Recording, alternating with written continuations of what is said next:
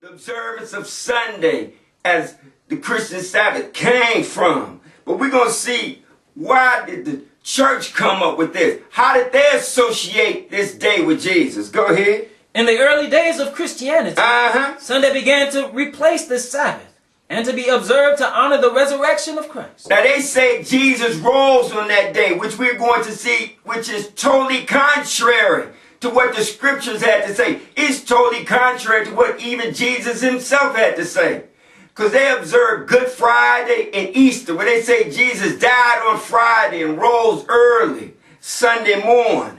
Go ahead. Sunday was instituted as a day of rest, consecrated especially to the service of God. Go ahead. By the Roman Emperor Constantine the Great. He confirmed it in 321 AD, and then the bishops of Rome came along in 325 AD, and they confirmed that Sunday was going to be the official day as far as Christian worship. And again, they tried to say that Jesus rose on that day. Pick it up at the Catholic Encyclopedia. Go ahead. Catholic Encyclopedia. The express teaching of Christ and St. Paul prevented the early Christians from falling into the excesses of Jewish Sabbatarianism and the observance of the Sunday. And we know that's not true. Because what did Jesus do? He observed God's 7-day Sabbath. Paul did. The Gentiles did. The early Christians, they all kept God's 7-day Sabbath as commanded. Go ahead. And yet we find St. Caesarius of Arles in the 6th century teaching that the holy doctors of the church, he's just a bishop of Rome, but go ahead, had decreed that the whole glory of the Jewish Sabbath had been transferred to the Sunday. And that Christians must keep the Sunday holy in the same way as the Jews had been commanded to keep holy the Sabbath day. And again, that's not in accordance to what's written in the Bible. Right. And Paul preached according to what? What was written in the law of Moses and in accordance to the prophets. But now again, the Catholic Church say that Sunday is now the official day of observance because Jesus rose on that day. And we're going to see that that's totally contrary to what Jesus himself had to say. Pick it up at Matthew, the 12th chapter. Matthew, the 12th chapter. Because again, they say that he died on Friday and rose early Sunday morning. And Jesus is going to tell us about his death. 12, and pick it up at verse number 38. Because they're going to make a request to Jesus. Go ahead.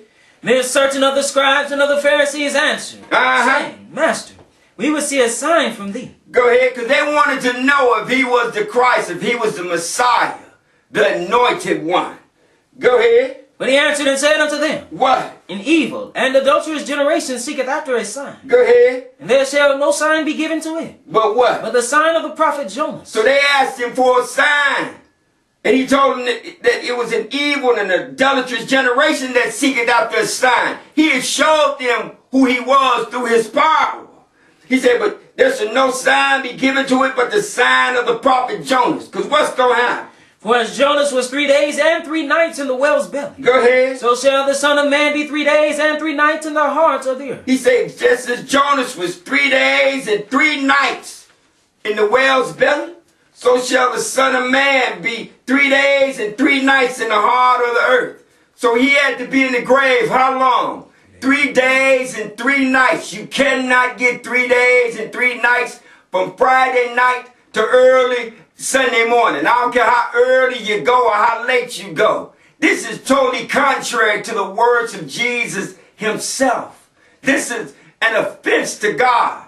This is the only sign that he gave that he was the Christ. Again, that he was the Messiah, that he was the anointed one, that he was going to die and to be raised. And he set the stage for us to come back from death. And you have this organization, the Roman Catholic Church, that is teaching that he wasn't in the grave 3 days and 3 nights. No, they say Jesus died on Friday.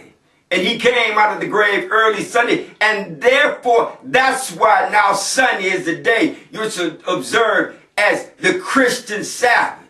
That has nothing to do with what's written in the Bible. Again, Sunday worship, you're just worshiping the sun. It's a pagan festival. And they just applied the name of Jesus to it. We're going to see why they came up or why they gave us Easter. Turn over, if you will, to the last 2 million years. I want us to read something out of here. Pagan rites absorbed. Page 216. Would you read that for me?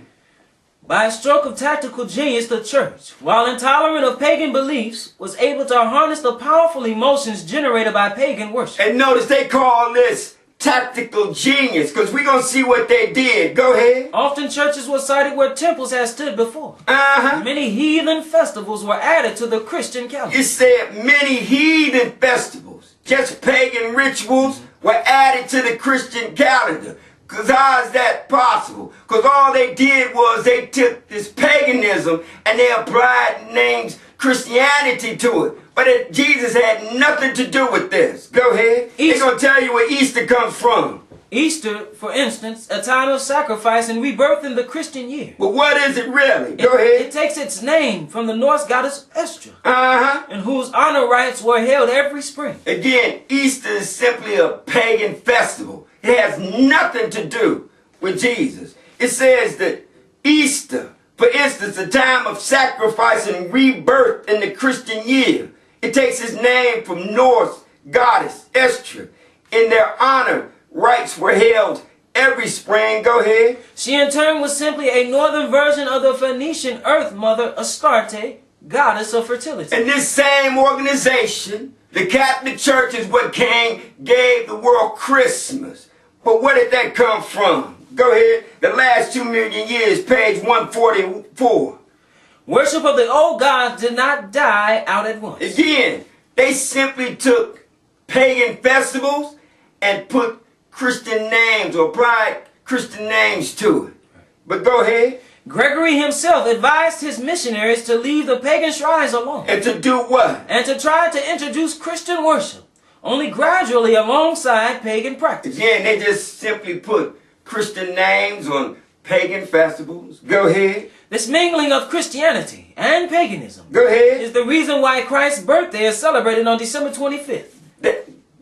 Go ahead. The date of the pagans' winter festival. Again, the biggest holiday amongst Christianity. People observe Jesus' birthday all over the world. And it has nothing to do with Jesus. You cannot find in the Bible where Jesus' birthday is even recorded. And that is because he didn't want people to observe his birthday. But the church, the Catholic Church, came up with a way of continuing to observe this pagan festival by applying the name of Jesus to it and said, this is the day that Jesus was born. But we're going to see why they picked December 25th.